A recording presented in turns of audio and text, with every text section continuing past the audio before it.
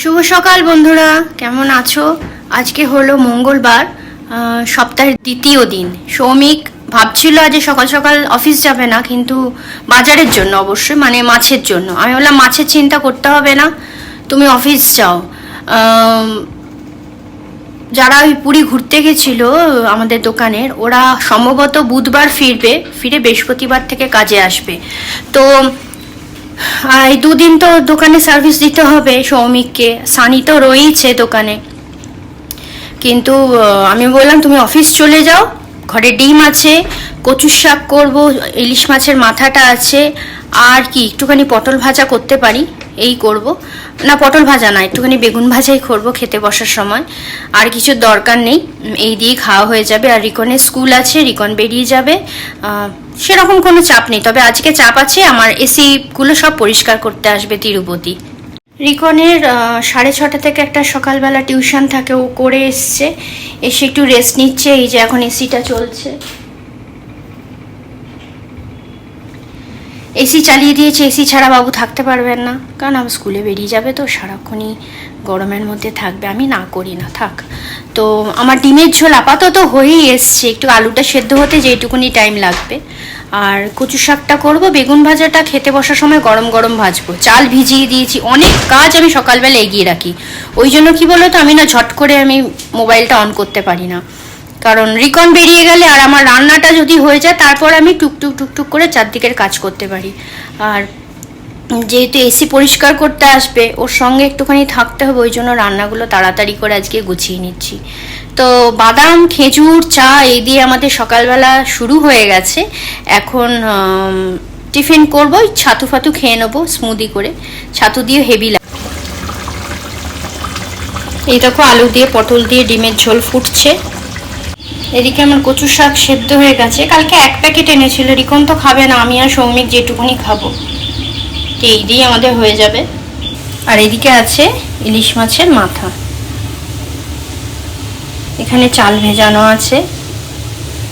পরশুদিন আর কালকে মিলিয়ে দুদিনের ভিডিও একদিনে দিচ্ছি, কারণ বললাম তোমাদের, বলেছি যে পরশুদিনে সৌমিক দুপুরবেলা দোকান থেকে ফিরে একটু চেঁচামেচি করেছে, মানে শুধু শুধু কোনো মানে নেই। ওই মায়া তখনও আর কি মুছে যায়নি। আবার দুটো ঘরে, মানে আমার ঘর, রিকনের ঘর, সব ঘরে তোমার রানারগুলো পাতা তো পাপোশের মতন বেডের সামনে। আমার ঘরে দুটো, রিকনের ঘরে দুটো। এবার এইগুলো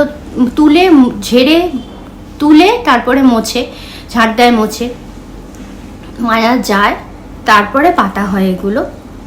তা মায়া তখনও সিঁড়ি মুছছে, তার মধ্যে ঢুকে গেছে সৌমিক, এসে দেখেছে পাতা হয়নি, সেই নিয়ে চিৎকার করলো। মানে রবিবার দিনের কথা বলছি, চিৎকার চেঁচামেচি করছে। আমারও একটু মাথাটা গরম হয়ে গেল যে আমরা সমস্ত কাজকর্ম গুছিয়ে বসি, তুমি চেঁচামেচিটা ঘরে কেন?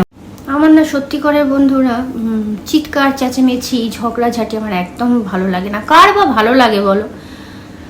তো ওই স্বামী স্ত্রী এর সংসারে তো টুকটাক করে লেগেই থাকে, আর এগুলো মানে কোনো কারণ নেই সেরকমভাবে আমাদের সংসারে না, টাচুর কোনো ঝামেলাই ঝগড়াঝাটি সব কিছুই লাগে না, খুব স্মুথলি চলে। কিন্তু মাঝে মাঝে ও একটু মাথাটা টেম্পারমেন্ট একটু লুজ করে ফেলে, ওটাই আর কি লাগে, আর কিছুই না। তার মধ্যে আমারও এরকম, আমি একটু রেগে টেগে যাই উল্টোপাল্টা কথা শুনলে, আবার ঠিকঠাক হয়ে যায় শরীরটা। সেদিনকে একটুখানি ওর ডাউনই ছিল, ওই জন্যই হয়তো একটু টেম্পটেড হয়েছিল। তো কিছু করার নেই, আর ভিডিও করতে সেদিনকে ইচ্ছা করেনি, ওই জন্যই ছোট্ট ভিডিও হয়েছে। তো যাই হোক, হ্যাঁ, এটাও পার্ট অফ লাইফ। জীবনে তো এরকম আসবেই, সেগুলোকে ওভারকাম করতে হবে। তো আবার ওই জন্য দুটো দিনের মিলিয়ে ভিডিও একদিনে যাবে। সত্যি কথা বলতে আমি মনে করি, স্বামী স্ত্রী সংসারে যদি ঝগড়াঝাটি না হয়, সেখানে সংসারের যে একটা টান, ভালোবাসা, সেটা কিন্তু থাকে না। এটা আমার মতামত। মানে এতদিনের অভিজ্ঞতা, আমাদের বিয়ে তাও ধরো না 2008-এ হয়েছে, 16 পেরিয়ে 17 বছরে পড়লাম, অনেকটাই অভিজ্ঞতা। সেই হিসাবে বলছি, ঝগড়াঝাটি খোটাখুটি লেগেই থাকে, আবার সেটাতে না আরও ভালোবাসাটা বাড়ে। মানে মনে হয় কে আগে কার সঙ্গে কথা বলবে, এই ভেবে। তো তো চলো, আমার ডিমের ঝোল ওদিকে হয়ে গেছে। রিকনকে এখন 9:20 বাজে, ও স্নান করছে। আজকে একটু তাড়াতাড়ি যেতে হবে, ওদের কিছু প্রোগ্রাম আছে চ্যাপেলে। তো তাড়াতাড়ি করে খেয়ে নিয়ে ও রেডি হয়ে বসুক, তারপরে ওর টিফিনটা আমি করে দিই, ব্যাস তারপরে কচু শাকটা করবো, আমার রান্না হয়ে যাবে।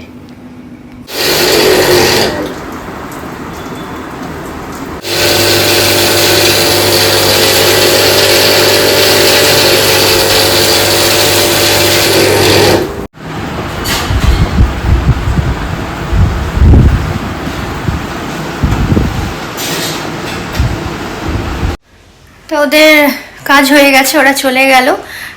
খুব রিজনেবল প্রাইস নেয়, খুব একটা খারাপ না, কিন্তু খুব সুন্দর কাজ করে। দেখো, আমাদের কাছে যারা কাজ করে না, নিজের মতন করেই করে, আর আমরাও তো ওদের সেরকমভাবেই ভালোবাসি, সেটা ওরা বোঝে। তো এই যে এই ঘরেরটাও কমপ্লিট দেখে গেছে, ওরা চেক করে গেছে, ডাইনিংয়েরটাও চেক করে গেছে। ডাইনিংয়েরটা এখন চলছে, যেহেতু আমরা এখন লাঞ্চ করব। সৌমিক এসে গেছে, সৌমিক এখন বাথরুমে। তো চলো, আমি ভেবেছিলাম একটু বেগুন ভাজবো, সৌমিক বললো দূর লাগবে না, ওই কচুর শাক আর ডিমের ঝোল দিয়ে খাওয়া হয়ে যাবে। তো আবার বিকেলবেলা দেখা হবে আর কি। ঠাকুরের ফলে আজকে পেয়ারা দিয়েছি, তো খাবার পরে একটু ফল খাবো, সেটা প্রতিদিনই খাই। আর রিকনের ঠিক 1:50 আর কি লাঞ্চ টাইম হয়, ও তার আগেই স্মুদি টুদি খেয়ে নেয়, বলে মা অতক্ষণ রাখি না। আর আজকেও দুধ দিয়ে দিই, তো এত গরম তো দুধটা কেটে যায়। শুভ বিকেল বন্ধুরা। সৌমিক বেরিয়েছে দোকানে 4টের সময়। আমি তখন থেকে আত্মন্ত্রা, এখনই উঠে পড়লাম, কারণ এখন বাজে 5:15। রিকন চলে আসবে, তো সেই জন্য উঠে তো পড়তে হবে। ও আসলে ওকে একটু খেতে দেব। আজকে ওর টিউশন আছে দোকানের সামনেই, ও তো বেরিয়ে যাবে 7:30। যোগা থাকলে আমি বেরিয়ে যাই, কিন্তু সময়টা কাটবে না একদম। কি করব ভাবছি আমি একটু দোকানে বেরোবো,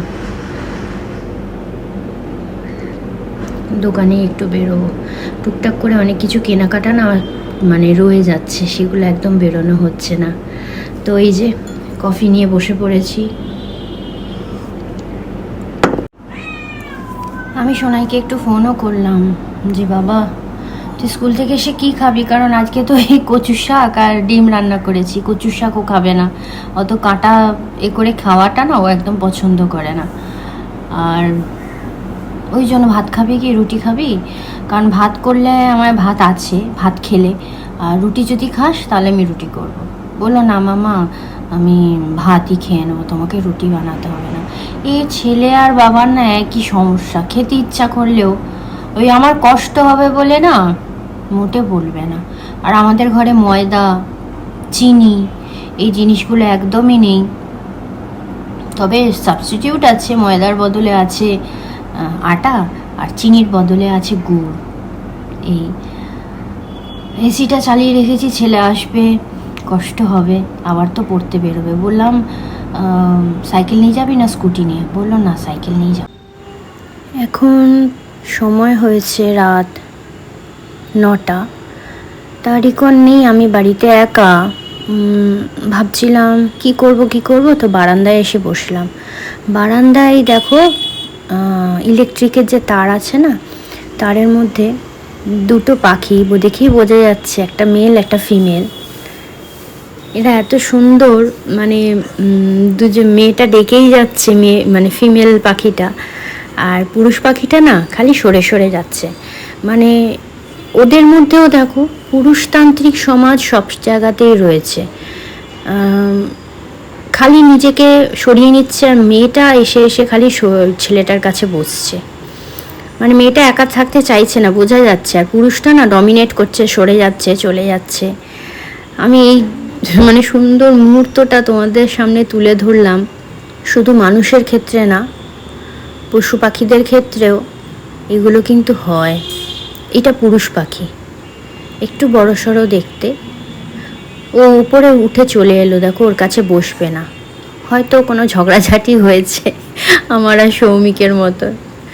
তো যাই হোক, আমাদের কিন্তু এখন মিটে গেছে, জানো তো, আমাদের খুব একটা সময় থাকে না। রাগারাগি। যাই হোক, ভিডিওটা এখানেই শেষ করছি।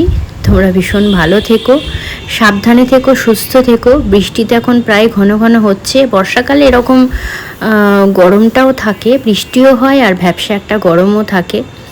তো কালকে আবার একটা ভিডিও আনার চেষ্টা করব। তোমরা প্লিজ ভিডিওগুলো আমার একটুখানি ওয়াচ করো, একটু ভিউ করো, লাইক কমেন্ট করো, আর নিজের বন্ধুদের কাছে একটুখানি শেয়ার করে দিও।